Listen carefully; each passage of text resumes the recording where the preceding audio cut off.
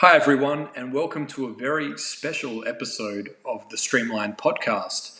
This episode was originally intended to be a workshop hosted at South by Southwest, but for obvious reasons, that didn't go ahead. And this was taken online in the form of a workshop hosted on live streaming on multiple platforms, including YouTube, Twitch, LinkedIn Live, Periscope. And if you enjoy listening to this episode and you would also like to watch the video presentation that accompanies this, you can go to workhardplaylisthard.com/SXSW and you can watch and listen at the same time. I hope you enjoyed this presentation, The Power of Third-Party Playlists. Well, hello everyone, and welcome to The Power of Third-Party Playlists, presented by yours truly, Mike Warner. Now, as mentioned, this was meant to be presented right now at South by Southwest, which, as we know, sadly, due to the current situations that are changing by the minute relating to the coronavirus, everyone is staying home and being safe. So I hope you enjoy this version of my presentation live, and the replay will be available online after. This is the power of third-party playlists. So a little about myself. I started out as a music lover from a very young age, got into DJing, realized after a few years that there was no opportunities to play gigs outside of my hometown. So I got into music production. Was never the greatest producer, but found some people who were, started collaborating with them, and together we started to create a very good product. Not that I like to refer to music as a product, it's so much more than that. So what we're seeing here is my group Date Night, which is two friends from Australia, Anders Magnuson and Sharif Demanscher. They're still back in Australia. All of our production is done online. We collaborate in the cloud, which of course is very relevant right now given the current situation in the world. We collaborate in Ableton Live and we save our session and we do collect all and save, and then we sync it to Dropbox so that the next morning, whoever wakes up, whatever time zone they're in, can pick up and keep working. So this footage here is from our debut gig that we did a few years ago at a venue called Prohibition in Brisbane. That's enough about that side of it. What happened from here, I want to get straight into some numbers here, and then I'm going to break this down for you as well. So Date Night was formed in September 2015. I've done numerous music projects before that, collaborating with other people, different aliases. That's a story for another time. To date, pun intended, Date Night have 7 million Spotify streams. Not a big number compared to a pop star, but for an independent group, that's fantastic, and I feel like that's going to resonate with a lot of people here who are watching as well. Some people are yet to get to their first 1 million streams. Some people are yet to get to their first 1,000. But if I can show you how we got some of these streams, hopefully I can help you get to that next level, whatever that next level is for you. So to date, I need to stop saying that. We have 17 Spotify editorial placements. We have achieved 857,000 streams from Spotify editorial playlists. We have achieved 1,519,000 streams from Spotify algorithmic playlists. Now, these are your release radars, Discover Weekly playlists. Then we have achieved 1,624,000 streams from just the top 100 third-party playlists on Spotify. Now, on Spotify, if you go into Spotify for Artists, it will show you the top 100 of X amount of playlists. In our case, we have 85,600 playlists that have added one of our songs since we started releasing music in September 2015. Some of those playlists may have 0 followers. It could be just a user that liked our music and added it to their own playlist. It could be a playlist that has 1 or 2 followers, or it could be one of those playlists that has hundreds of thousands of followers. Regardless, we appreciate every single one of them, and that is how we got to our total number of 7 million streams on Spotify. So I mentioned that 1.6 million streams came from the top 100 third-party playlists on Spotify. The rest of those streams, to make up to the 7 million, came from third-party playlists outside of that top 100 that we see in Spotify for artists, as well as artist radio stations in Spotify, where you can start a radio station based on an artist, as well as profile visitors. So if people go directly to that artist profile, also if people request music from their smart speaker directly, such as Alexa or Siri, I hope you don't have them connected right now and they didn't just go off in your home, as well as video game consoles, so Xbox, PlayStation, where you can connect your Spotify account and have that playing in the background while you're gaming.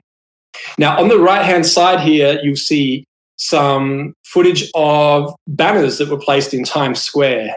Obviously, Times Square is not quite as busy right now, sadly, but this was late last year.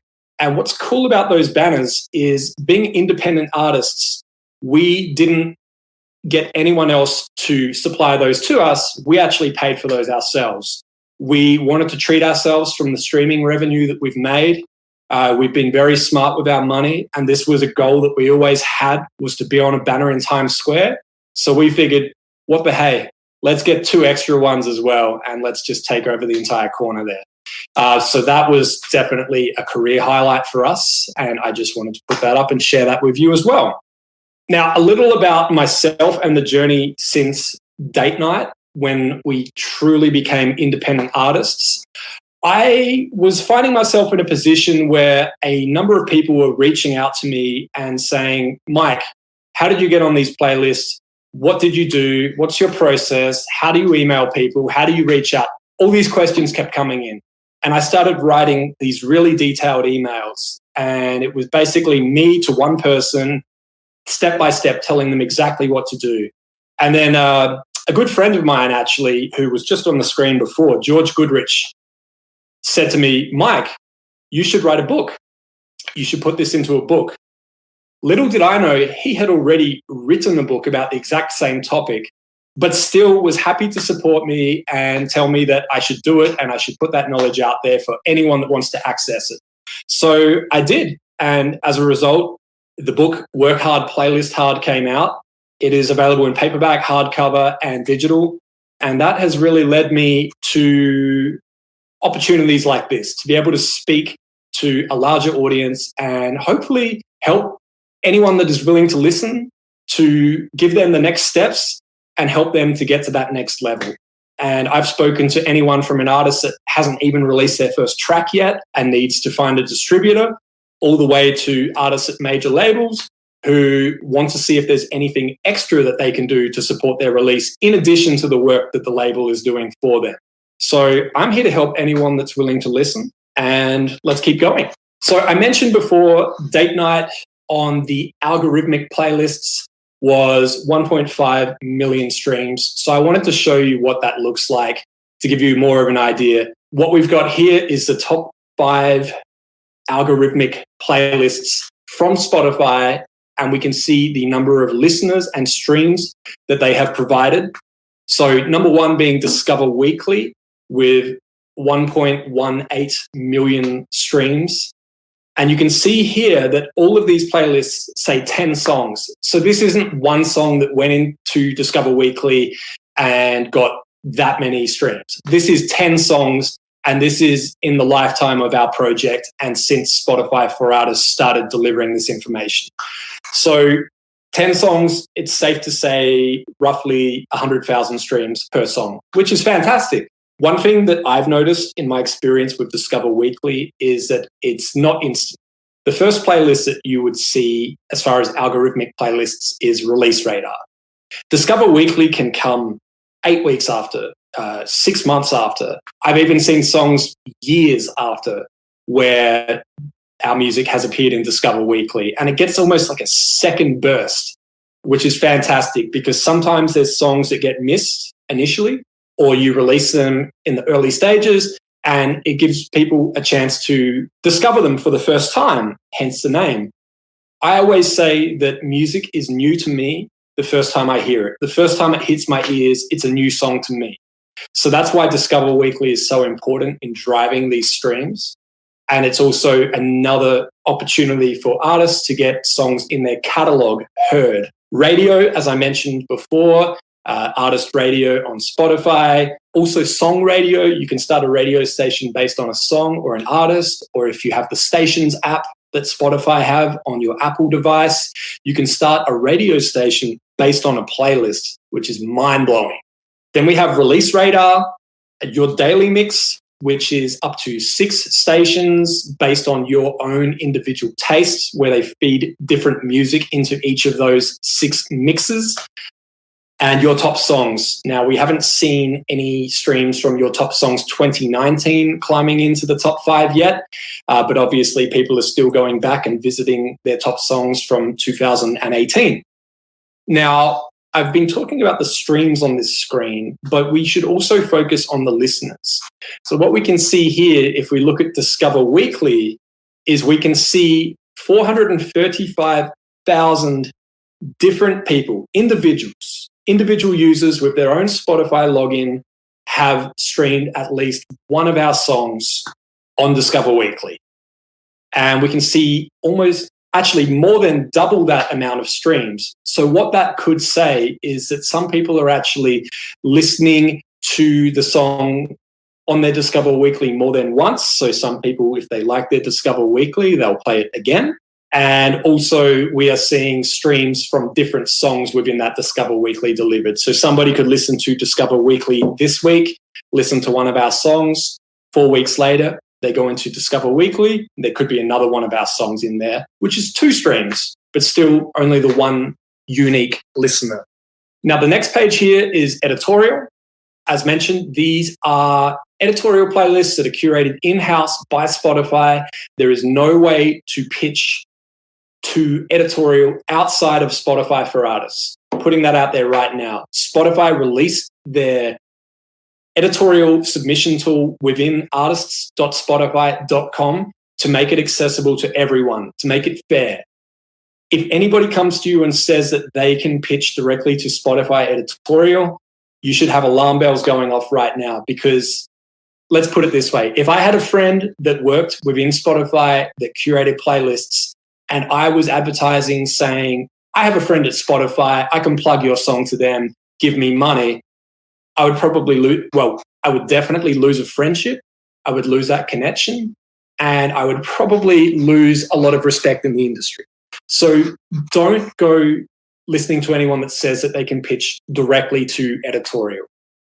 The only people that may be in a position to do that would be a record label or a distributor. But you can always do these pitches yourself in artists.spotify.com, and then you know that the pitch has been done and it's been submitted and you're covered. So I'm going to skip past this because we are here to talk about third-party playlists, and here we are. So looking at date nights, streams on Spotify and monthly listeners, we can see the totals here from third-party playlists. Now, these are anyone that has signed up for a Spotify account as a user. They've gone to spotify.com. They've got their own username. What we can see here is that some of these are driving some very nice stream numbers. So if we look at number 1 here, Indie Mono. They curate a playlist called Summer 2020. Obviously, that year changes every year, and also it changes from summer to winter, etc.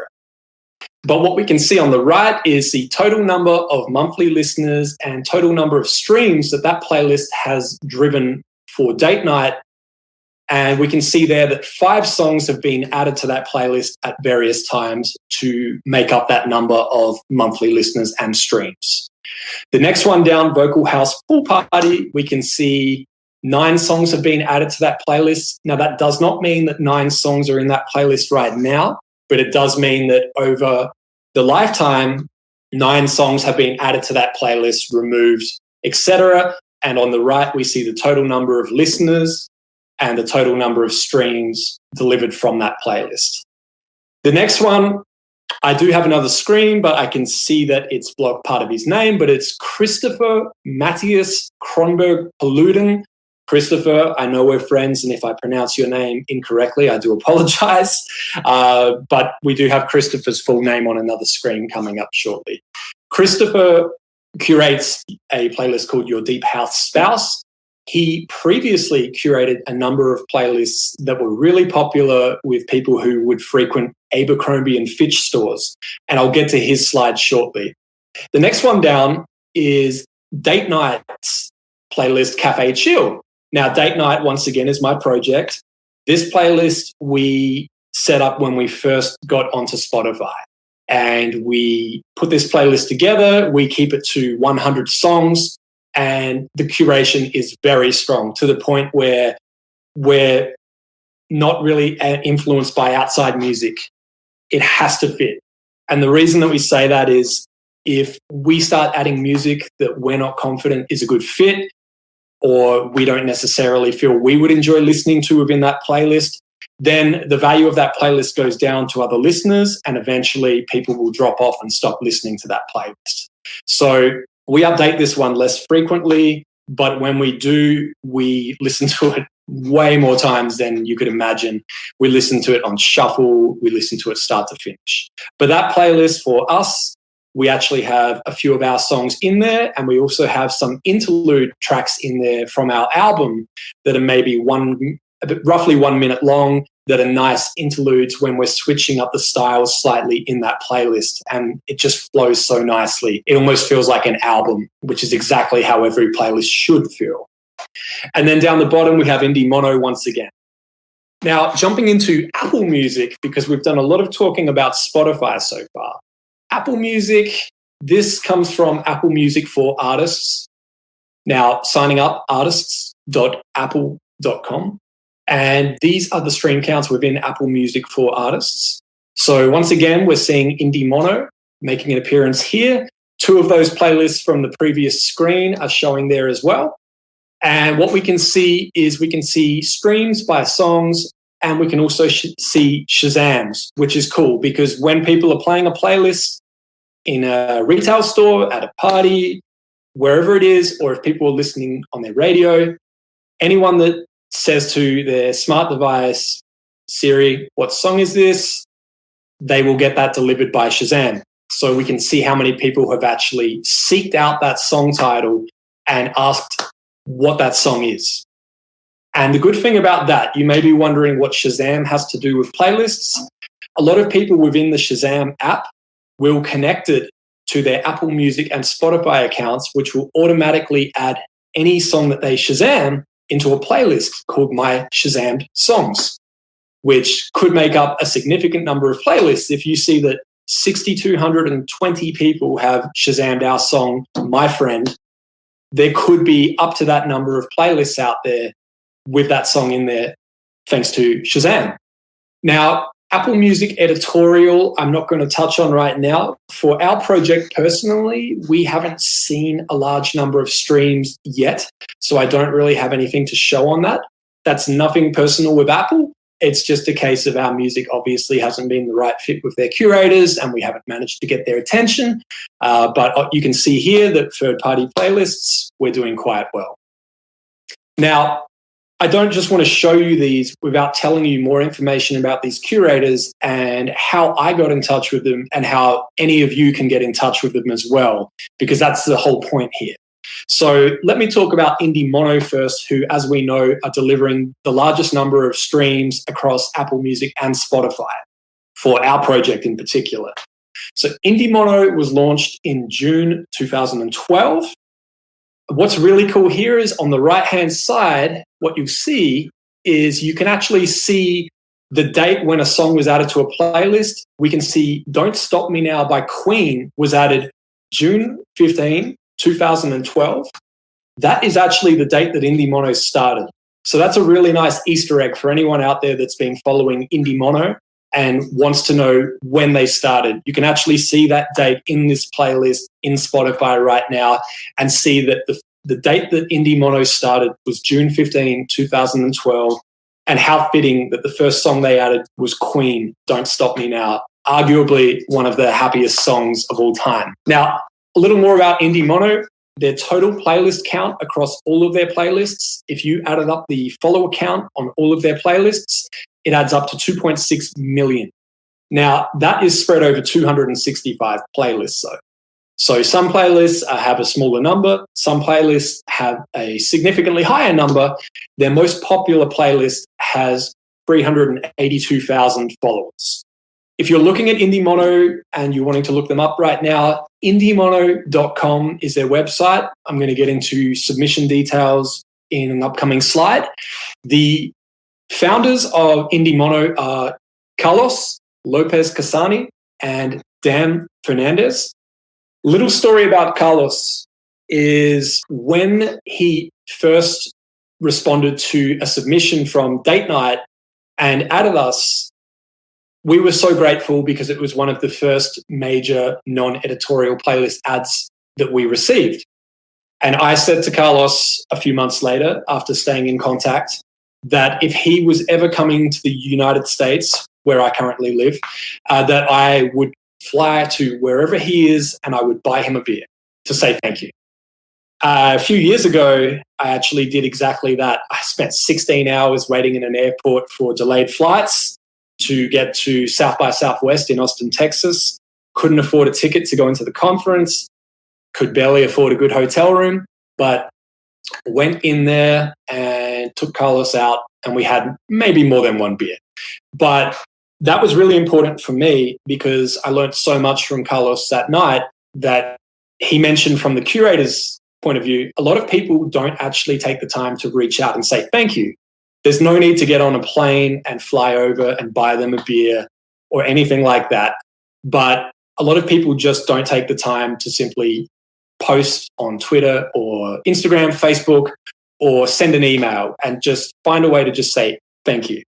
And if you can't find that curator on social media or their email address, you can still do a public post and include a link to their playlist, because what will happen is a lot of curators have Google Trends and they have a lot of tracking things like mentions where anytime their playlist link is shared or their curator name, such as Indie Mono, is mentioned, they will go and see that, regardless of if it was posted in a blog or on a public social media post. So always say thank you, even if it's not directly to the recipient.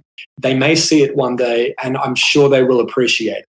Now, looking at this, to give you an idea, this is the spread of Indie Mono added songs by a record label. So what we can see here is a significant number, of course, are songs that do belong to the major labels.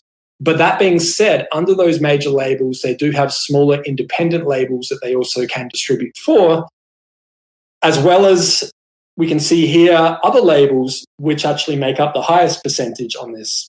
This is a screenshot that's taken from Chartmetric as well. But what's important to remember here is, yes, they're Indie Mono, but not every song they add is independent artists. What makes Indie Mono as popular as they are is that they add great music regardless. So if there is a new song by an established artist signed to a major label that everyone wants to hear and it would be a great fit on their playlist, they will add it. But then they will also sprinkle in songs from those independent artists as well. And then what happens is it makes for a really great listening experience for anyone that presses play, because they hear familiar song, a song that they're not familiar with, but they really enjoy. And that can lead to more discovery and keep people listening to that playlist for longer. I'm guilty of listening to playlists and looking for a song that feels familiar. And this is a great way to feed those less familiar songs in amongst other songs to make them feel more familiar. Now, in Indie Mono here, once again, this is just a screenshot of the streams from Apple Music. One thing that you need to remember about Apple Music in particular, compared to some of the other DSPs such as Spotify, is Apple Music is a paid premium service only. There's no free version where you can just log in, start streaming and listen to ads. It is paid only, which means that they also do have a slightly higher payout per stream as well.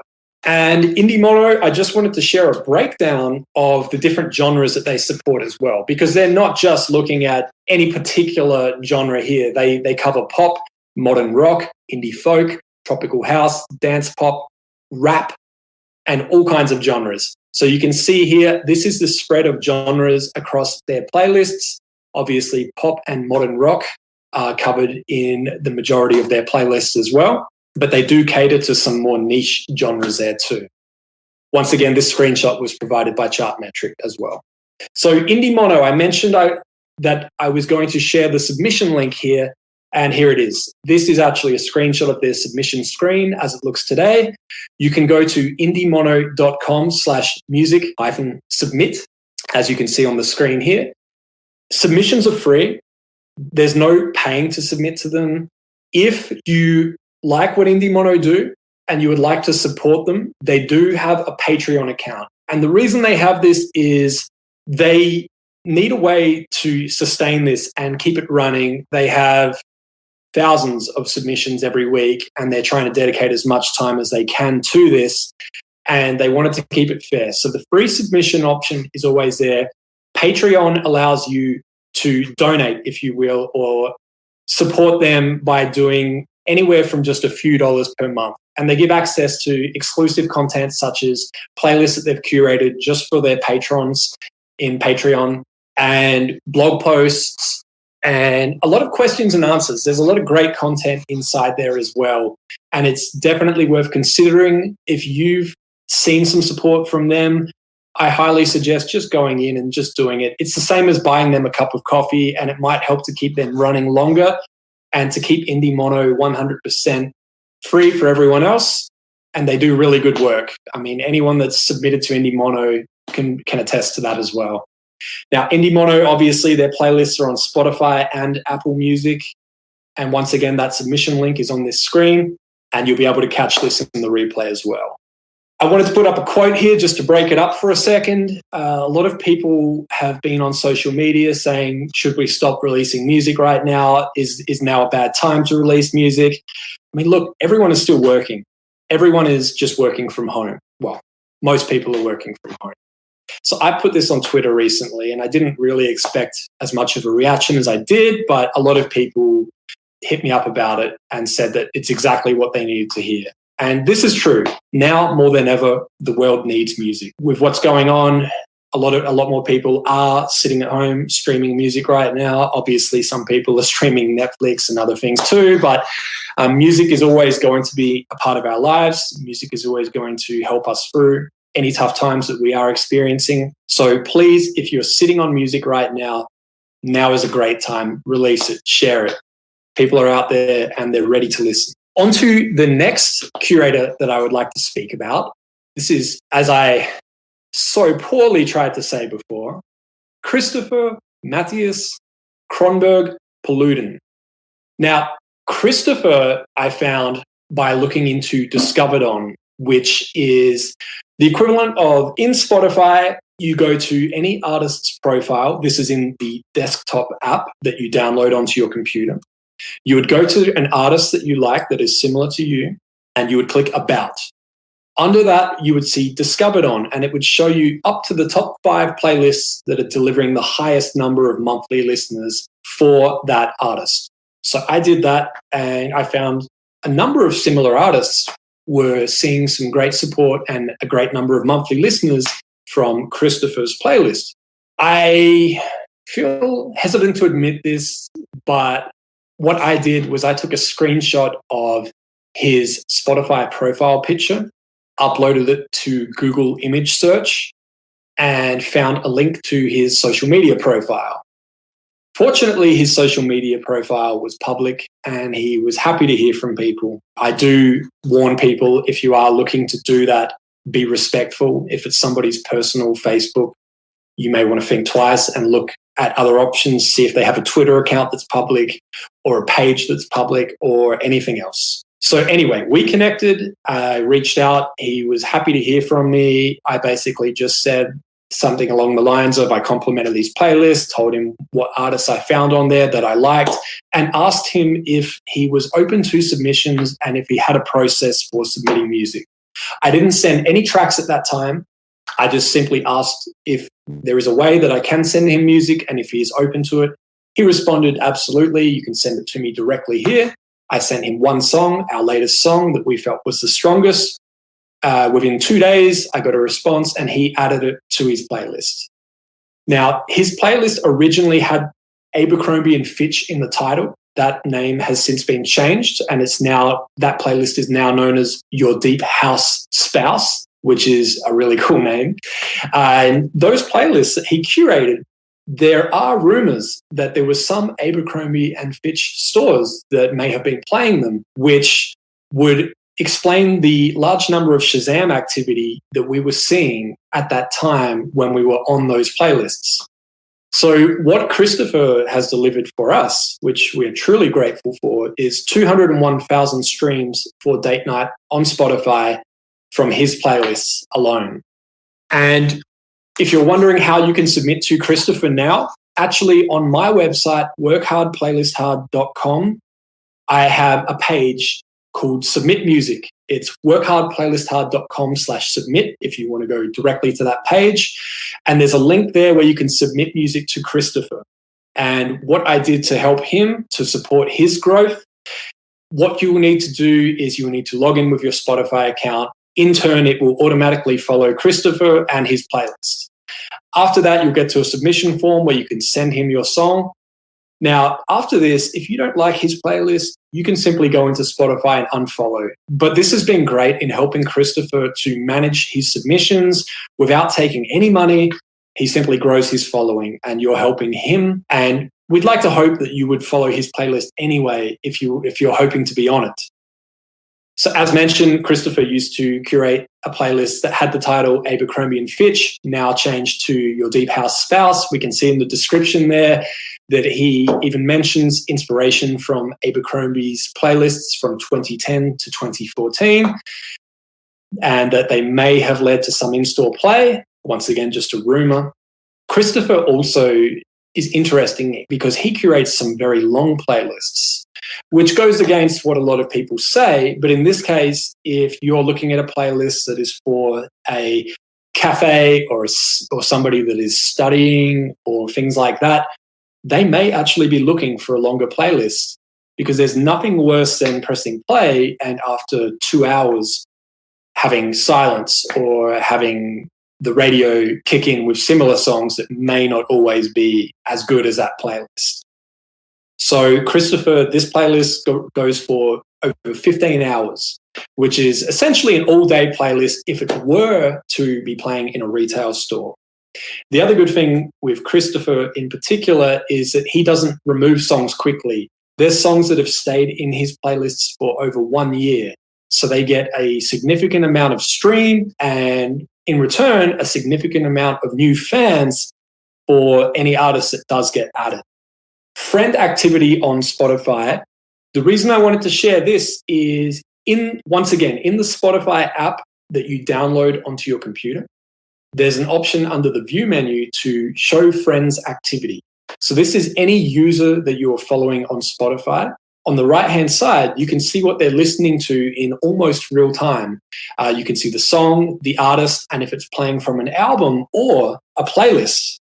What's cool about this is, as you can see on the bottom right corner there, we've got Christopher. We can see his playlist that he is listening to and the song that he's listening to from that playlist. What this has been useful for me in particular, is getting an understanding of what that curator listens to, but also seeing what times of day they're most actively listening.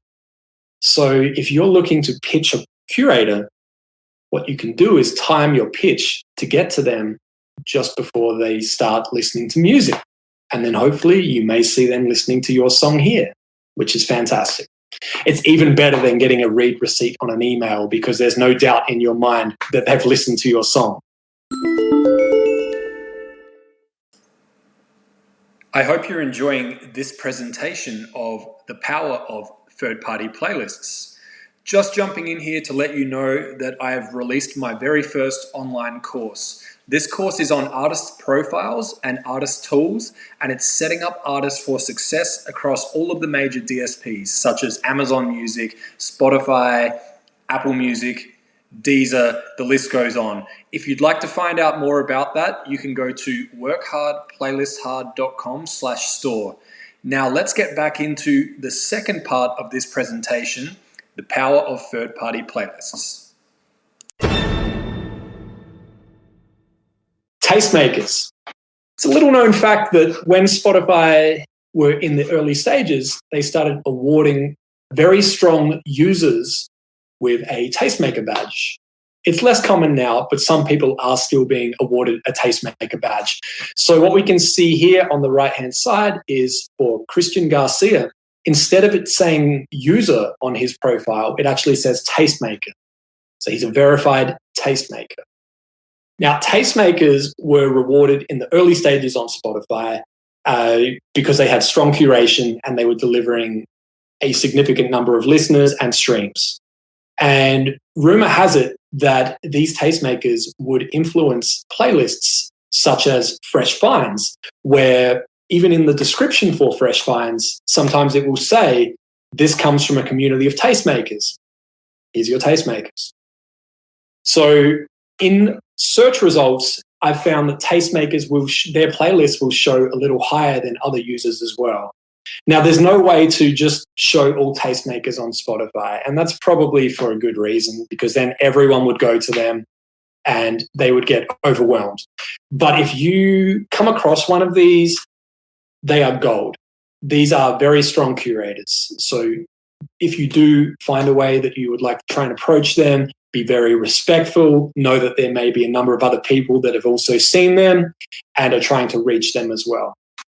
So in this case, I contacted Christian years ago, and I remember our first conversation was on LinkedIn of all places, and we got chatting very quickly, and then we switched over to WhatsApp, and he wasn't adding any of our music at the time, but he was a very interesting person, and we formed a friendship. And I remember Christian actually had a broken laptop, so he couldn't place any music at that time anyway. And I was just happy to speak with him because I was trying to step up my curation game too. And what happened was Christian would mention to anyone that was reaching out to him, his laptop was broken. And they would just say something very short like, okay, cool, bro. Well, when your laptop's fixed, here's a song for you to listen to. Completely disrespectful. They may not have been aware of that, but you need to take into consideration that these are real people. They're not getting paid. Most of them have day jobs outside of this. That's where they make their money. So they do this because they love music. So respect that, respect their curation, respect their time. Give them a little space. If somebody, you can't send someone a message and just assume that all is always well, because sometimes it isn't. So just be very careful and considerate when you reach out. That's why I never come straight in with a pitch. I always ask if there's a submission process, because in this case, I was told you can send it to me, but right now my laptop's broken. So I didn't send any music. And we've been friends ever since, which is fantastic because that is more important to me. And Christian also has a submission page as well. I set him up once again, like I did for Christopher, because I wanted to help him with growing his following. So Christian, anyone could submit, once again, workhardplaylisthard.com. And that leads me to my mini rant that I almost got into before. Hey, bro, hope you're well. Too many emails start with this, and it's gotten to the point where I've had jokes with friends where some of them may be serious, that they've actually put email filters in place that if an email starts with this, it will automatically go to their trash. There's so many reasons why this is not okay, and it may seem friendly. Hoping that someone is well is definitely not a negative, but by starting with, hey, bro, not everyone is bro. It's you need to address anyone, and you need to be more safe with your words. So if you don't know the gender of the person that you are emailing, and you don't know their situation, if they're healthy or what's going on in their life, it's better to just play it safe. Right now, with the situation that is going on in the world, the first thing that I do when I send someone an email is I say, look, I hope you are healthy and that you are happy and you are safe during this time. If you are finding yourself in a position where you are needing any help, please let me know. And if you are unable to get to this, I completely understand, and I wish you nothing but the best. No need to respond. And that is respectful. Everyone has their own way that they construct an email. So I'm not going to get into a course on constructing emails. There's plenty of people out there that do a great job at that, like my friend Cheryl B. Engelhardt, to name one person.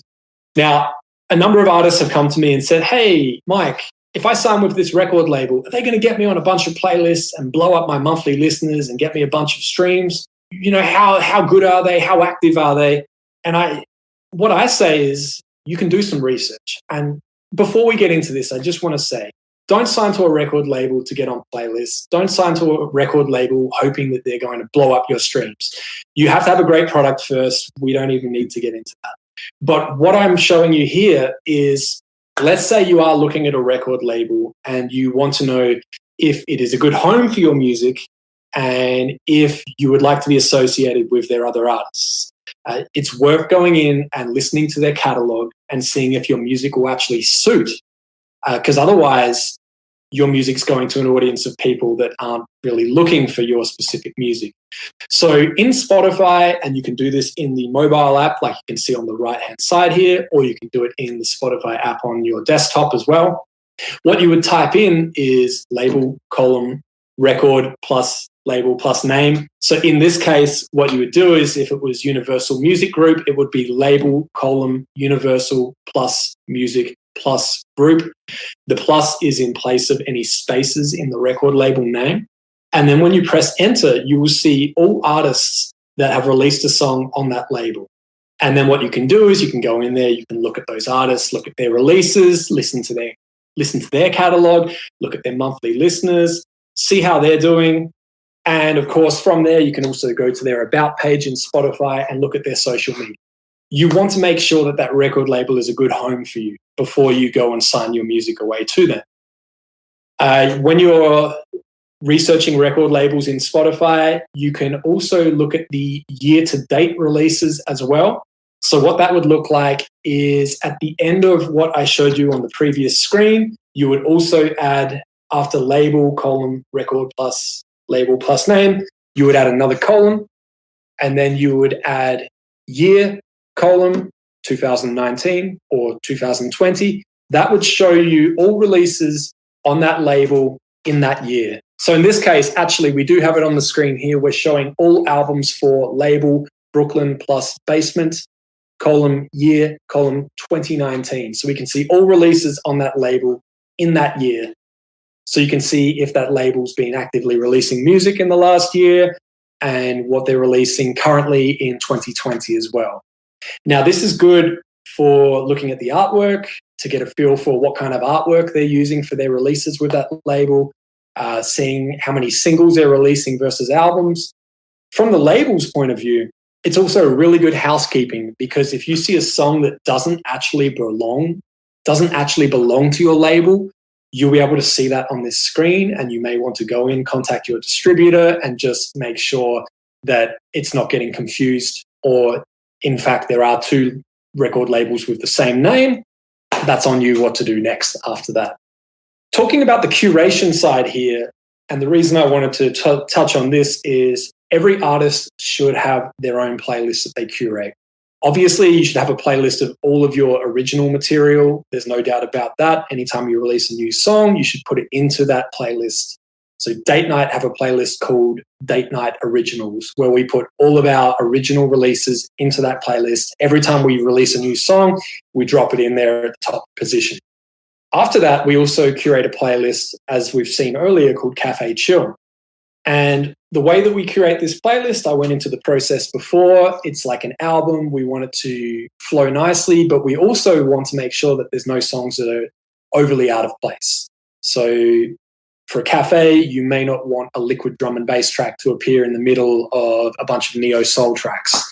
As cool as that may be to some listeners, that may scare off a few other listeners.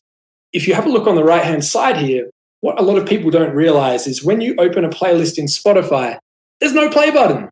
The only button you have is shuffle play. So what happens? A lot of people hit that button because they just want to press play and hear that playlist. And they're now listening to that playlist on shuffle. So you need to plan for a shuffle when you curate. And what that means is press play, press shuffle, listen to that playlist on shuffle, listen to it a few times. Are there any songs that sound wildly out of place? You may want to take those out. Now, the other thing that can happen is people can go to a playlist, scroll down, and start playing at any point. So if I go to a playlist, I may scroll down, find a song that I'm familiar with, press play, start listening from that point. Totally fine as well. You just need to keep in mind that every part of your playlist needs to be tight.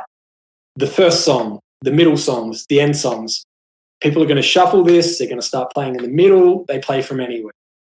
Now, another thing I want to mention, even though this is a playlist that you've curated as an artist, don't overload it with your own music. If you have a playlist with 50 songs and 35 of those songs are your own songs, people are going to start to catch on to that. And it's just not a good experience for the listener. I mean, yes, they may love your music, but spread it out a bit more. Once again, you've got that separate artist playlist where you have all of your originals on there. Now, another thing that you can do here is there's services where you can have a playlist and you can synchronize that playlist to multiple DSPs. So in my case, I have playlists that are set up on Spotify. They're the master playlists. Anytime I remove a song, change the position of a song, add a new song, that playlist will synchronize with YouTube, Apple Music, Deezer, Qobuz, Napster, and maybe one more that I forgot about right now. But what this does is it gives you so much more value in that when you add a song to your playlist as an artist, it is now showing on that playlist on multiple DSPs. So how cool is this if you approach another artist and you say, hey, just letting you know, I really dig your new track. I added it to my playlist. Here's the links to listen to my playlist on Spotify, YouTube, Apple Music, Napster, Qobuz, Deezer, etc. All of a sudden, you've given them 7 or 8 times more value than just saying it's on this one playlist. And that's easy to do. So there are a number of services out there. I'm always hesitant to ever recommend a service, but I will let you know that for me personally, I've been using soundsgood.co for about 4 years now. And I've had no issues with them personally. And I've always been able to reach out to the team if I have questions. And it's just made it so much easier because I don't need to add a song in Spotify and then log into Apple Music, add a song, log into Deezer, add a song. I just do all my curation within Spotify and it synchronizes everywhere else. And everyone's different. Everyone uses a different DSP to listen to their music. And I wanted to mention this as well, another tweet that I've put out before. This is relating to respecting the curators once again. So a good curator will not add your song just because it is a good song. A good curator will add your song because it is a good fit. Now, what that means is you could have an amazing song that sounds great. It's well produced, it's well mastered, it sounds solid, but it's a pop song and you've submitted it to somebody that curates a rock playlist. They shouldn't be expected to add it. And you shouldn't take offense by that. It's still a great song. It's just not a good fit within that playlist. And you're actually doing them a favor by not sending them a song that will not fit their playlist because it's less of their time that you're taking up. But also that curator, when a curator turns down a song that I send them, I respect it so much more because it means that their curation is strong. They don't just add any song and try and find room for every single song, even if they're not a good fit. And that means that more people will listen to that playlist, more people will enjoy it, more people will share it. And the artists that do get added to that playlist will see more listeners and in turn more fans. Now, this is something a little different that I wanted to share. Obviously, when you're reaching out to curators, you send a lot of emails and a lot of people just get into the habit of copying and pasting and it can look really sloppy and they can make a lot of mistakes. So what I've got here is templates. And this example is in Gmail. And obviously you can see me here writing an email to someone I already know, your old buddy Mike. But what happens is when I'm about to share links to this playlist where I added an artist's song, I go into templates and I've got a template in place. And there's all the links to that playlist on Apple, Deezer, Napster, Qobuz, Spotify, and YouTube. And I didn't have to type them all every time. I just clicked the button. and way less room for error there. And I still write a personal message at the start of the email. So these templates can be set up within Gmail by going into advanced settings and simply enabling them. These are great when, after you've done the initial outreach to a curator and they come back and they say, hey, yeah, send me the track. I'd love to take a listen. You can send them the links and know that they're correct and save yourself a lot of typing and also copying and pasting where things can go horribly wrong. And there is another option within, if you have an Apple Mac, you can actually go into keyboard shortcuts within the settings. And what you do is on the left-hand side, you'll see you put in replace. This is the text that you would type. On the right-hand side is what it would actually paste the second you type that.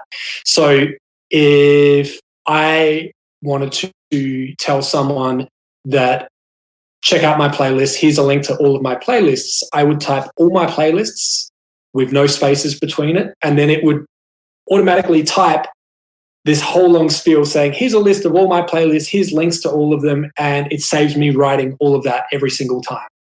These shortcuts are crucial, especially for people working at home right now as well. You can use these in any situation. I wanted to get on to Payola as well. I have to address Payola and why you should not do it and why there are some I don't want this to, if your name is 121358911619, I truly apologize if this offends you, but I'm sure that's not your real name. As we can see here, this is an example of a playlist that is very misleading. And what we can see is the title is the Moana soundtrack. Now, we know Moana. It's a family-friendly movie, a lot of great sing-along songs in there. I am sure that the Notorious B.I.G., Juicy, NWA's Express Yourself, 50 Cent in the Club were not featured in the Moana soundtrack. Playlists like this, a lot of people will find they've actually paid to get on. And as a listener, I am not looking for the Moana soundtrack and pressing play on this.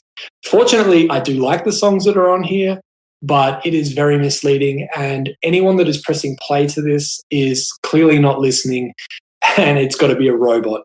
Now, Payola is basically paying to have a bunch of machines streaming your music, or it's paying a curator to just put your song in their playlist.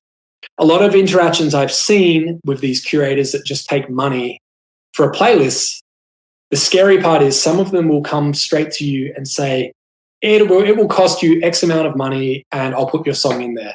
They don't even ask for a link to listen to the song, which is insane. They basically have just said, whatever your song is, I don't care. I'm going to put it straight in this playlist and take your money. You can imagine what some of those playlists look like. Some of them will have an entire album of one genre just dropped in the playlist in the middle. No one is listening to these playlists and enjoying them, which means that you are not getting real fans. The other problem with this is, let's say you do go up to 100,000 monthly listeners by getting onto these playlists. The second you are taken off, you go back to 0 monthly listeners. You have no fans. You just boosted your numbers briefly and it didn't do anything for you. I know that a lot of us are looking for a shortcut. I can tell you right now that paying to get on a playlist is not a shortcut. It's going to hurt you in the long term. It may even lead to your music getting removed from Spotify and Apple and a lot of these other DSPs. It's just not worth the risk. There's a lot of other things that you can do, as I've showed you in this, and there's a lot of information online. Basically, anytime somebody says to you straight off the bat, give me money to get in this playlist, don't do it. It's not worth the risk. And I want people to know that this is a long-term strategy. None of us are trying to get famous overnight because mostly none of us are ready if we got famous overnight. It's a long-term strategy, long-term growth. With each release, we learn from it. We gain some new followers each time. We hold on to them. And over time, our numbers climb, our fans climb, our followers climb. Right now, especially, you should just keep releasing that music and keep growing.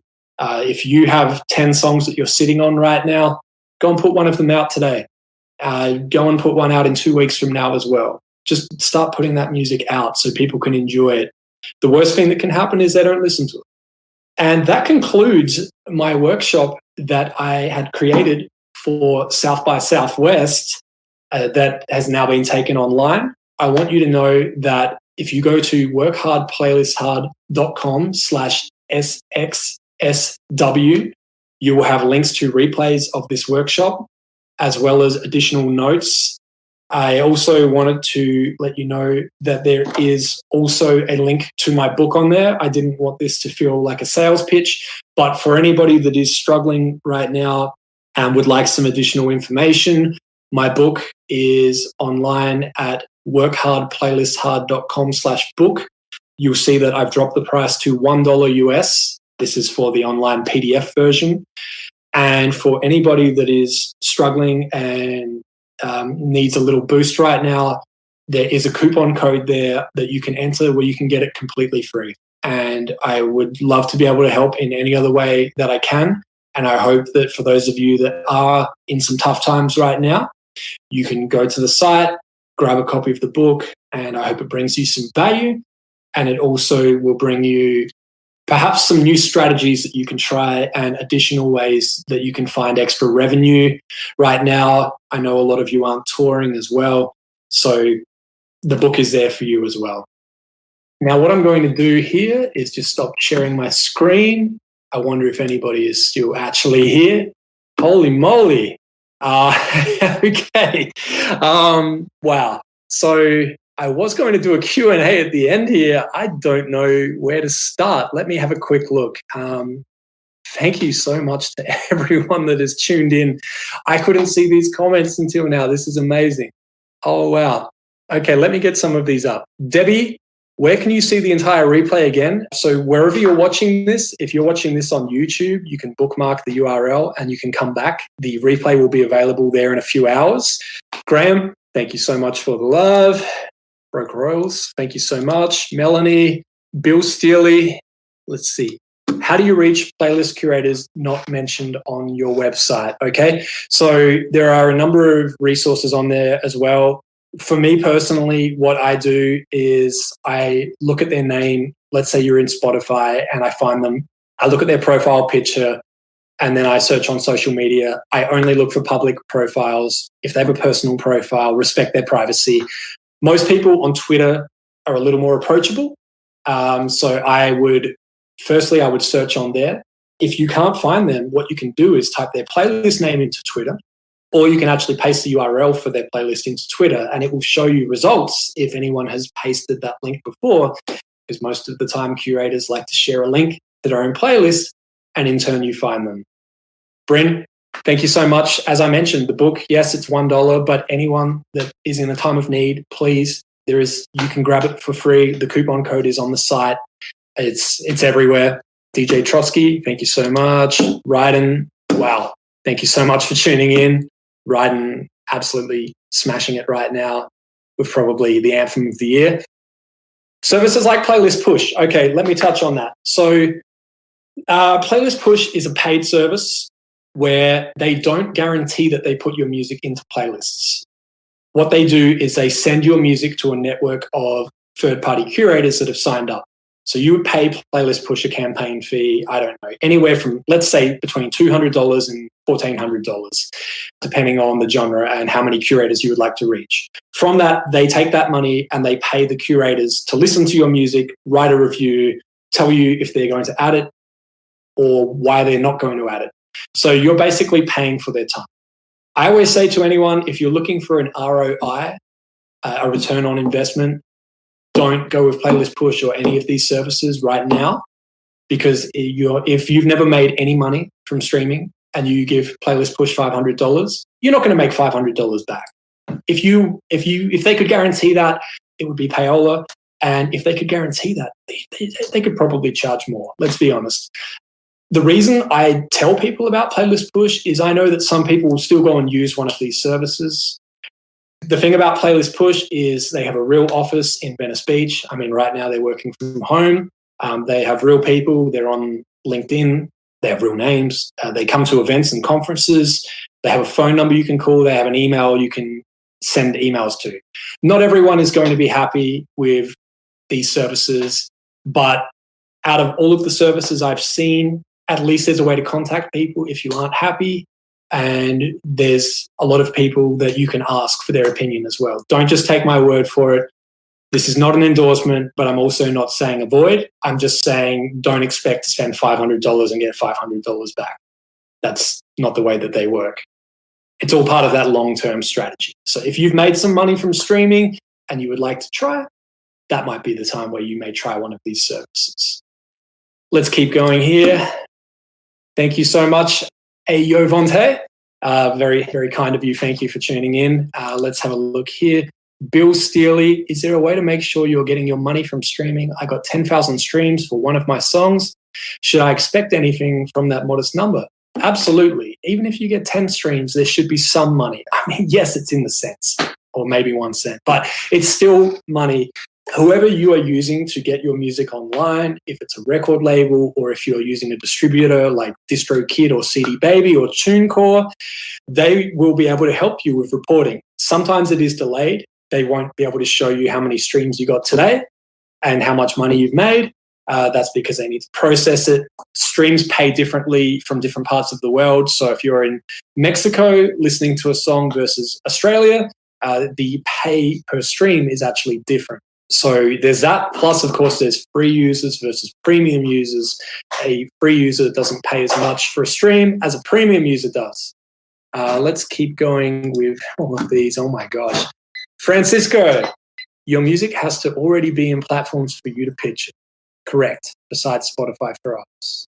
Well, that's not completely true. Yes, once your music is live on Spotify, Apple Music, etc., then you can easily send a link to a third-party curator. But if you have just uploaded the release with your distributor and it is your first release and it's coming out on, let's say, Spotify in 4 weeks, with DistroKid and CD Baby, as I mentioned, they have a fast-track process where you can get access to your Spotify for Artists, Apple Music for Artists profiles early. You may need to email their support team, and please be respectful of them right now. But there is options with some of these distributors to be able to do that. Let's keep looking at some of this. Okay, Lorenzo, any recommendations on choosing a name or description for a playlist? Keep it fun. Everyone was creating playlists with a genre at one point, and it was country music or hip hop, and all of them look the same in search results. There's some pretty funny playlist names out there, and I wish I could remember some of the ones that come to mind right now. Some of them are probably not best to be said on this platform right now. But my advice is, if you want to have some fun, you can paste an emoji into the search bar, search by an emoji, which gets some interesting ones if you do an eggplant. And you can also search by various words. So if you're looking for drunk wedding music, there's going to be a lot of playlists that you can listen to. Right now, of course, there's a lot of people who are doing playlists about people being home quarantined as well to keep them company. I'm going to keep scrolling up here. I'm trying to see some of the earlier comments as well. DPG Worldwide, appreciate you. Thanks for joining us. Andrea at DPG Worldwide. We are set to do a workshop at Music Biz in Nashville in May. So looking forward to that very much. Graham Havens, thank you so much for tuning in. And I don't know what you were laughing at there, but I'm glad you found me funny. I try and be funny. Knight Rider, thank you so much. Let me have more of... Oh, this is a great one here as well. Good point here from Dana. Always listen to the playlist before you submit. It's insane that the amount of artists that don't do this. Absolutely true. The amount of people that will send a song to a curator without even listening to their playlist. Don't just go off the title. Don't just go off the description. Press play on that playlist. Listen to a few songs and then cue your song up next. Does it fit or does it sound really out of place? If it does, spare that curator an email or a DM and wait till maybe you have a song that's a better fit. The first submission, it's so important that you send them something that's right, because you're gaining their trust. If you send them a song that fits within their curation, it's a song that they're looking for, then they're going to look forward to that next email from you. But if you send them something completely off genre that is not going to fit their playlist, that might be the last opportunity you get. So definitely listen before sending. Absolutely. John Clark, anyone else find any other good curators with Patreon pages? You mentioned Klangspot and Spingrey. I am familiar with Spingrey, and they are similar to Indie Mono, that they've been doing this for a long time. And to support their efforts, they do have a Patreon as well, where it can be anywhere from a few dollars to a little more, and they give you access to extra content. Some people may find that they are able to have access to a priority submission by supporting them. Now, don't look at this as payola. It doesn't mean that they're guaranteeing they're going to add your song. It just means that because you've slipped them $5, the equivalent of buying them a cup of coffee, that they may listen to your song in the next 48 hours instead of in the next week. So similar to what Submit Hub do, where you can pay, I think it's a few dollars to submit a song and have a guaranteed response within 48 hours, or you get the money back. In this case, you just slip them the money in the Patreon and do the submission. Let me keep going up here. Erica, I had to include the bro part. Not everyone is a bro. You need to, absolutely. Let's see. Joey, thank you so much. Joey and I have been in touch for years. Wow. Still killing it out there, Joey. Love your work. Afro Beta, what does streaming link mean on your site? I'm going to assume that that is referring to the streaming link where you would link someone directly to your track. So if you were saying, hey, everyone, go listen to my song right now on Deezer, you would include a link, a URL that opens that link within Deezer. I see Playlist Pusher jumping in here and shouting people out. Thomas Garcia, thank you so much. Let's see what else we've got up here. Rushdie Williams, I say, don't just release music. Release playlists with your music in it.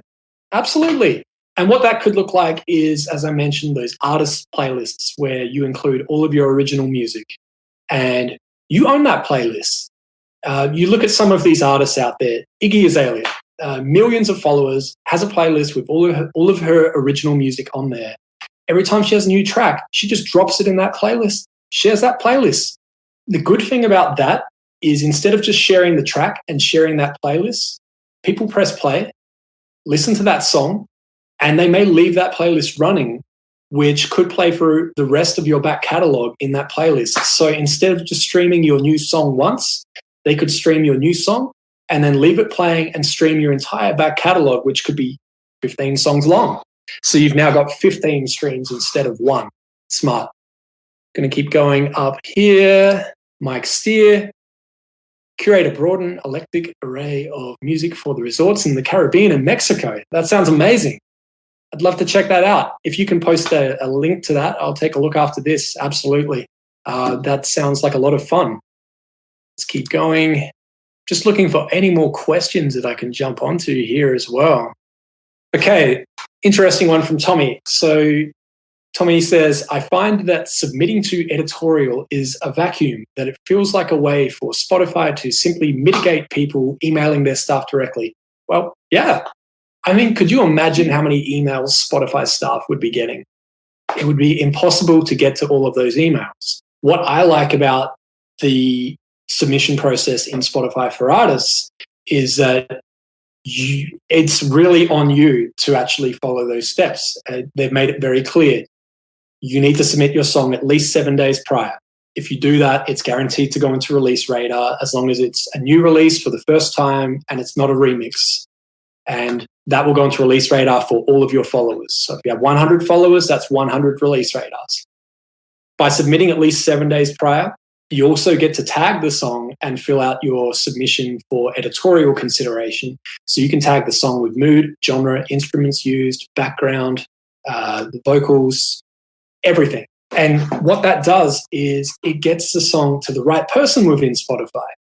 By taking these extra steps and spending just a few minutes, you might actually have the right person within Spotify hear your song instead of just being broad and saying, this is a pop song. think about how many pop songs they get every day. There's arguably, the number I saw the other day was over 40,000 songs per day going on Spotify in the US alone. I can guarantee you there's not 40,000 people submitting their music in Spotify for artists for editorial consideration, and they're also not taking the time to add those extra mood, genre tags, etc. And I've said to so many people, they say, "Oh, is it really worth doing?" And I go, "Well, we've done it for 4 releases and 2 of them got editorial support. I say it is. Let's keep going here. And even if you don't get editorial support, you're still going to get release radar. So it's still worth doing regardless. And you're feeding the algorithm. You are telling Spotify exactly where your song would be placed as well. Let's keep going. Andrew, what's up, man? Good to see you on here. Sue, thank you so much. That's very kind. Sue was actually one of the people that helped me out a lot with the book as well. I'm not going to start shouting everyone out right now, otherwise we'll be here all day. But Sue, thank you so much for your help. Sacramento. Bruce, send me a replay link. So the replay link, once again, is going to be, you know what, I could probably just do this. Let's see. No, you know what? That's too crazy. So the replay link is workhardplaylisthard.com/SXSW. Or if you just go to workhardplaylisthard.com, it's there at the top of the screen. And wherever you're watching this right now, you can bookmark it and come back and watch the replay too. Jake Truman, what up? Tommy Spiro, Dana, this is amazing. It's amazing. Okay, let's see if there's any last questions that have jumped in here now. Okay, very cool. So Graham Havens, are artists releasing an album a year now or singles more? Do singles yield better results, EP or LP? That's a great question. So my opinion is releasing singles and an album and an EP.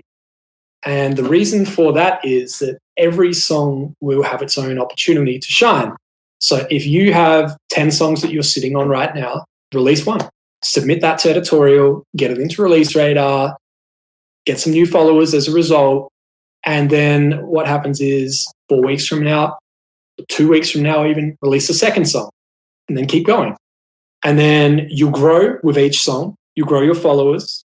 Every song has an opportunity at editorial placement this way. Every song will get into release radar. And then by the time the album comes around, the album could be 15 songs long, so there may be 5 songs that you haven't released before. When you go and upload the album to your distributor, if you use the existing ISRC that is attached to each song, you can include those previous release songs on your album. And then I outline this in my book as well. But what happens is the day that your album comes out, people will look at the 15 songs and they'll see that some songs already have stream counts of 10, 20, 5,000, 100,000.